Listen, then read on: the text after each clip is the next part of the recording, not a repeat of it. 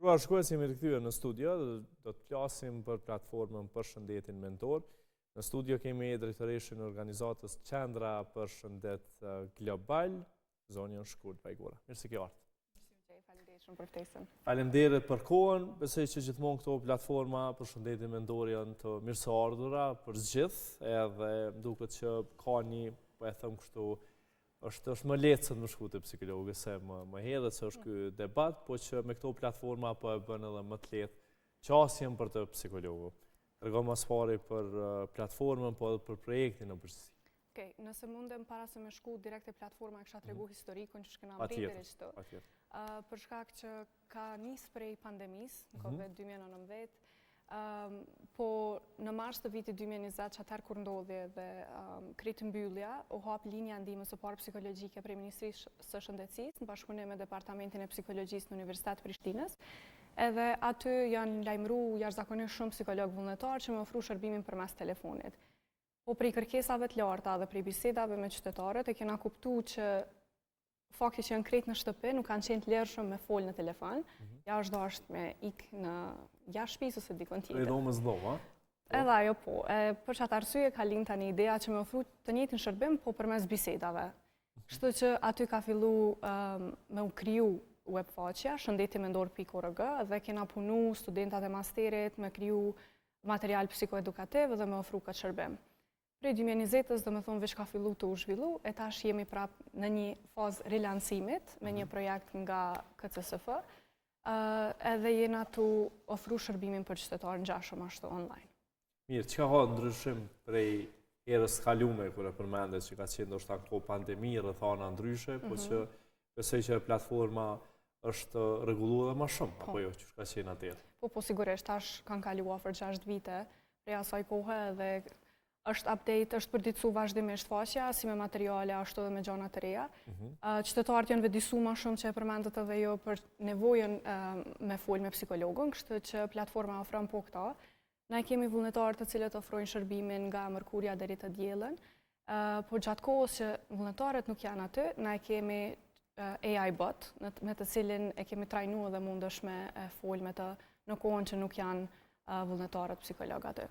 Mirë, besoj që e përmendën ndoshta atëherë në pandemi ka qenë kështu një, po e them, një jo dëshpërim, po një lloj kështu të qëndruar në shtëpi dhe një presion qoftë mendor, pastaj edhe të lashët e tjera krahas pandemisë që ka shkaktuar shumë të lashë dhe që fatkeqësisht ka pas edhe humbje të njerëzve, po që si platformë tashmë besoj i përmendit sa prej ndoshta po e them përgatitjeve ose zgjidhjeve të problemeve që kanë qenë më herët tash, po cilat po janë kështu shqetësimet që po i merrni sot pa pandeminë në një jetë kështu normale, po e përmendet që me të shkruar, ndoshta me të shkruar është më lehtë se me komuniku. Dikush e ka edhe të kundërtën.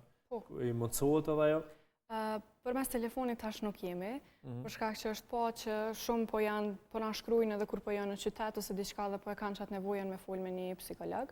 Duhet me sqaru që platforma nuk ofron trajtim, na jena veç si ndihmë parë psikologjike, edhe nëse ki nevojën me shkru, kanë me qenë vullnetarët ose AI bot të cilin e kemi trajnu.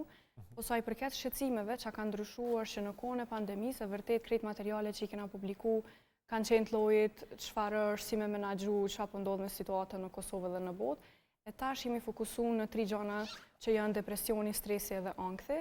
Po e kena pa të arsyeshme që varësisht kërkesave që na vijnë prej bisedave me përdoruesit e faqeve, kena me përditësu materialin sipas nevojës të qytetarëve të cilët e përdorin faqen. Mirë, besoj që ndoshta për shkak edhe përvojës që çdo, po e them kështu, platformë ka qenë suksesshme, kështu duke ditë që tash po kujtohet kështu në retrospektiv që kemi zhvilluar intervista që ka qenë një prej projekteve më të mira atko, për shkak e tham ndoshta për shkak që kemi qenë gjithë kështu në shtëpi, po që tash është një vazhdimsi. E shihni numrin në rritje të, po e them, të atyre që shkruajnë? Në atë kohë kena pas prej moshave të ndryshme thirrje, për shkak që ka qenë ndoshta një kohë që nuk kanë pas prej jetës dinamike, persona të ndryshëm veç nuk kanë pas kohë për më me reflektu dhe me qëndru me mendimet e tyne, e pandemia ja u ka afru këto. Për atë arsye dhe ka pas shumë telefonata, po prej asaj kohe deri tash është pa nevoja më e madhe për këtë mbështetje në psikologjike, edhe shifrat të cilat i kemi tash e 6 vite tregojnë që po ka interesim çdo herë më të shtuar. Po ashtu, vitin e kaluar kemi realizuar të njëjtën edhe në festivalin Sunny Hill në Prishtinë, ku kena pas kontakt drejt për drejt me personat që kanë qenë në festival, po ashtu kanë mujtë edhe me shkru direkt me AI botin të cilin e kemi trajnu, tash edhe ajo veç është përditësua dhe po e përdorim edhe tash e tutje. Cilat janë shqetësimet më mëdha që i hasni kështu në të shkruajtur nga qytetarët? Varësisht moshave që na shkruajnë, për shkak që platforma është komplet konfidenciale, domethënë na nuk kemi ende ndonjë mënyrë për me i rujt ose diçka ato të dhëna, sepse nuk jemi duke bëu një hulumtim prej asaj ende. Kurdo që e bëjmë, ka me qenë një buton të cilin mund ta shkruan që të japin lejen që të dhënat e tyre të përdoren në aspektin veç të bisedës, për shkak që na nuk marrim asnjë informat tjetër, emër apo diçka, vetëm moshën, gjinin kur e ofrojnë. Qysh dallon se na plakën po këta të rrit pak më. Ideja është që ndoshta për shkak se po ndryshon pjesa e TikTokut, këtyre ka kështu dhe shqetësime masni po inkuadrohet kështu bullizmi shumë herë edhe pjesë tjera që po i shqetësojnë të ri për të drejtë. Definitivisht ka shumë rëndësi mosha dhe faza e jetës ku janë. Ka shqetësime prej të ndryshmeve që ka dhe pjesa e ngacmimeve kibernetike, shfrytëzimi i rrjeteve sociale për gjëra negative, ka për ngarkesën në punë, ndryshimi i vendit të punës, krimi i familjes, probleme shëndetësore të ndryshme, një antar në shtëpi me probleme shëndetësore dhe krejt ato barrat që i kanë, ndoshta nuk e kanë një adresë ku munden me u shpreh, e platforma po ja ofron këtë mundësi për shkak që është edhe falas edhe munden me fol me psikolog të trajnuar për me ofruar ndihmën e parë psikologjike. Shumë mirë se tha për psikologët, sepse dashta pikërisht me të pyet tash kush janë këta psikolog, sa janë të thirrur, edhe besoj që ka edhe prej tyre që kanë përvojë, ka psikolog të ri, kush janë ata? So shumë rëndësishme me ditë edhe ku i qasim ja bëj. Definitivisht, vullnetarët janë të vitit 3 bachelor, të diplomuar master e tutje, po kanë supervizim bikëshyrje prej psikologëve klinik që kanë vetësi që janë të licencuar edhe ato e bojnë një herë në javë edhe takimet i bojnë një herë në javë, ndërsa bisedat ose nevojat që i kanë psikologët vullnetar munden çdo herë me ju adresu bikëshyrësve të atyre që me ju ndihmu në menaxhimin e qytetarëve të cilët kërkojnë ndihmë. Mirë, po besoj që edhe psikologët kanë ndoshta edhe mund të marrin përvojë edhe prej kësaj pune, apo jo? Po, sigurisht. Duke ditë që janë ata të vitit të tretë bachelor mund të marrin përvojë, po sa ndoshta po na shohin një psikolog mund të vinë, punojnë vullnetarisht, janë të paguar aty, çu shkon kjo pjesë? Nuk janë të paguar, është sepse komplet. po e mbajnë mend nga intervistat paraprake që kemi pas. Është komplet punë vullnetare që e bojmë prej vullnetit mirë të vullnetarëve që janë. Për mu angazhu kemi hapur thirrje përmes Qendrës për Shëndet Global, përmes Institutit të Psikologjisë, përmes Departamentit të Psikologjisë në Universitetin të Prishtinës. Deri tash kemi vullnetar, po gjatë javëve në vazhdim kemi me hap prap thirrje ku kërkojmë ende vullnetar për shkak të rritjes së nevojës edhe përdoruesve të shumtë në faqe.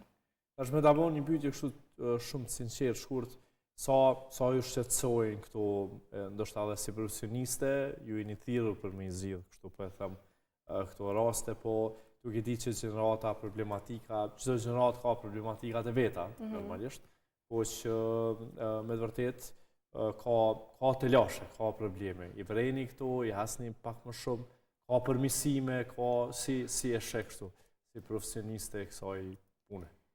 Tash ka psikologë të moshave të ndryshme, thonë edhe që kanë prapavi të ndryshme dhe mira është që çdo herë ja ekziston çaj motivi që me pas takime të rregullta dhe me provu me ndihmu njëri tjetrit edhe në menaxhimin e shqetësimeve që na i hasim për çdo ditë me klientët tanë. Tu përfshi këto edhe përdoruesit në faqe. Po shqetësimet janë të llojeve të ndryshme, është lidhen shumë herë me drogën, me pjesë kështu negative që mund ndodhin.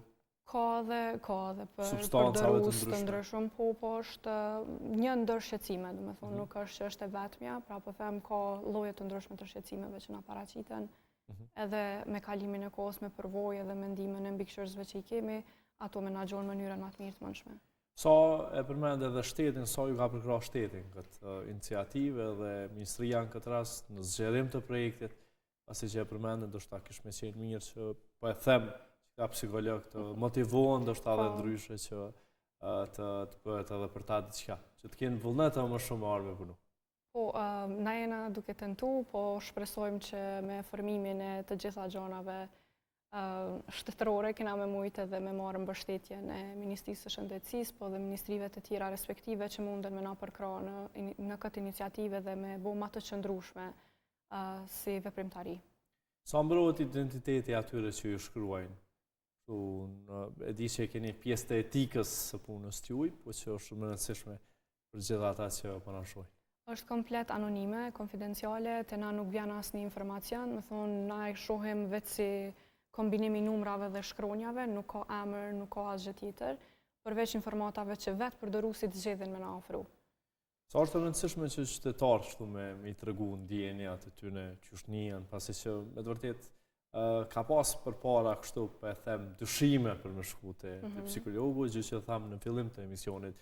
Kam përshtypjen që ka ndryshuar edhe gjeneratat e reja sot është shumë të nevojshme që të vijnë këtu, besoj që kanë luajtur rol shumë madh dhe mediat, po edhe ju si profesionist që nuk është as pak turp me shku te një ekspert në këtë rast, e psikolog, po thjesht me shku edhe me bisedu që me zgjidh situatën çfarë do të qoftë ajo.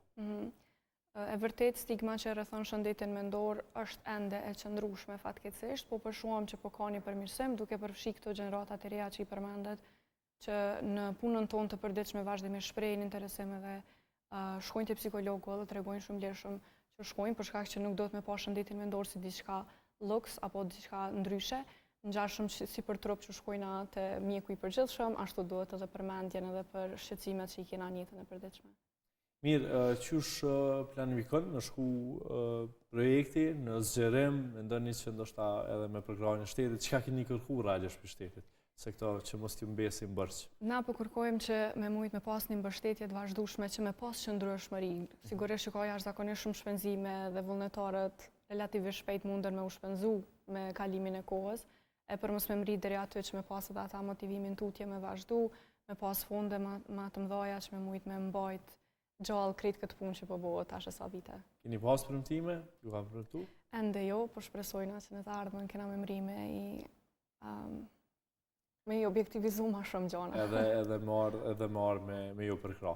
Mirë, këto ndryshime janë tashmë në website apo do të bëhen edhe qysh e shihni kështu të ardhmen në përgjithësi?